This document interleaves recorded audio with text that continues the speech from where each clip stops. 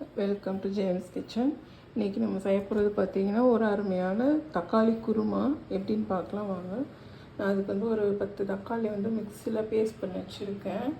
அதுக்கப்புறம் சின்ன வெங்காயம் வந்து உரிச்சு வெட்டி வச்சுருக்கேன். ரெண்டாக மூணு வெட்டி கட் பண்ணி வச்சுருக்கேன். கருவேப்பிலை கொஞ்சம் வச்சுருக்கேன். தேங்காய் எடுத்து வச்சுருக்கேன். இதில் வந்து வெறும் சோம்பு மட்டும் கொஞ்சம் போடுறோம், அவ்வளோதான். வேறு எந்த இன்க்ரீடியன்ஸுமே இதை நம்ம சேர்க்கப்படுறது கிடையாது. அவ்வளோதான். இதை நம்ம வந்து ஒரு ஃபைன் பேஸ்ட்டாக அரைச்சிட்டு ரெடி பண்ணி வச்சுருக்கிறேன். அந்த வெங்காயம் தக்காளி எல்லாத்தையும் நான் தாளிக்கும் போது உங்களுக்கு காட்டுறேன். கழுவுன புரியுது. அந்த டைம் வந்து ஒரே ஒரு பட்டை போட்டுக்கிறோம், ஒரு அன்னாச்சி பூ போடுறோம், ஒரே ஒரு டெல்லி அதெல்லாம் போட்டதுக்கப்புறம் நம்ம கட் பண்ணி வச்சுருக்கோம் இல்லையா, ஆனியனும் கருவேப்பிலையும் அதை ஆட் பண்ணிக்கிறோம். வெங்காயம் வந்து எந்த அளவுக்கு வதங்கிருக்குன்னு பாருங்கள். இங்கே பாருங்கள், நீங்களே பாருங்கள். இந்த அளவுக்கு வதங்கியிருக்கும்போது நம்ம வந்து அரைச்சி வச்சுருக்கிற தக்காளி பேஸ்ட் ஆட் பண்ணிக்கலாம்.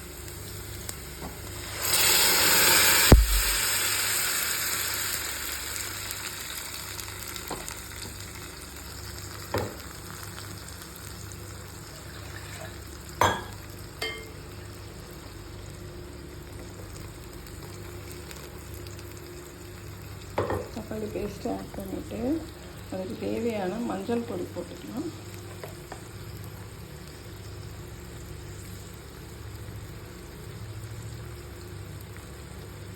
போட்டு மிளகாத்தூளும் போட்டுக்கலாம்.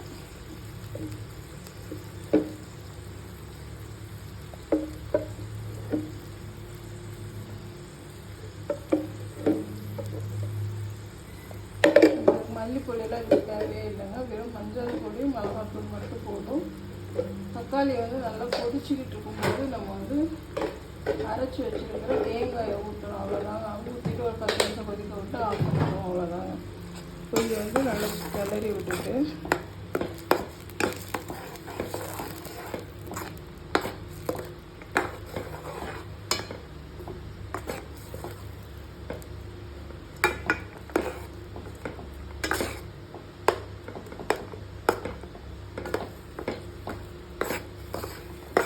நீங்கள் செஞ்சு பார்த்து சாப்பிட்டுட்டு சொல்லுங்கள். செம்ம டேஸ்ட்டாக இருக்கும். இட்லிக்கு, தோசைக்கு, சப்பாத்திக்கு எல்லாத்துக்குமே நல்லாயிருக்கும். எஸ்பெஷலி ரைஸில் சாப்பிட்டு பார்த்துட்டு எனக்கு சொல்லுங்கள். இப்போ இதுக்கு தேவையான சால்ட் ஆட் பண்ணி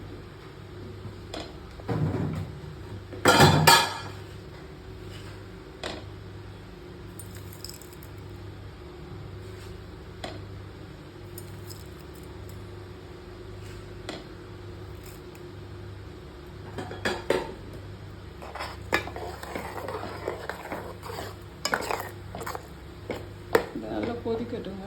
மூடி வச்சிடலாம். அது வரைக்கும் நல்லா கொதிக்கும் போது தான் தேங்காய் ஊற்றணும். நம்ம அரைச்சி வச்ச தேங்காயை நம்ம மூடி வச்சிடலாம். இந்த தக்காளி நம்ம ரெடி பண்ணி வச்ச மசாலா வந்து கிரேவியோட எப்படி வெந்திருக்குன்னு பாருங்கள். சூப்பராக இருக்குது. இந்த ஸ்டேஜில் நம்ம வந்து மிக்சியில் அடித்து வச்சுருக்கிற தேங்காய் சோம்பு மட்டும் ஊற்றிக்கிறோம்.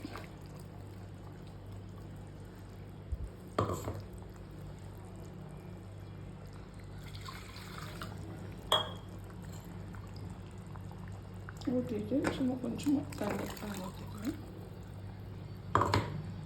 அவ்வளோதான் ரைஸ். அருமையான தக்காளி கிரேவி குருமா ரெடி ஆகிடுச்சு.